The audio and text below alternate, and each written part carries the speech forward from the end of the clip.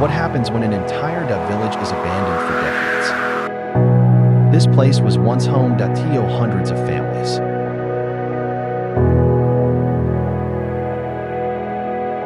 But after everyone left, nature slowly reclaimed every single building.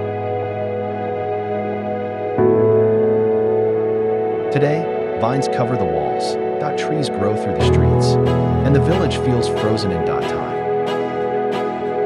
It now attracts visitors from around the world, who come to see one of the most beautiful ghost villages on Earth.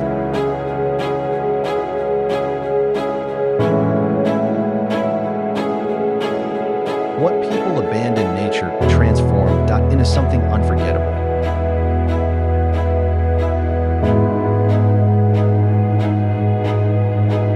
Would you dare to walk through this village alone?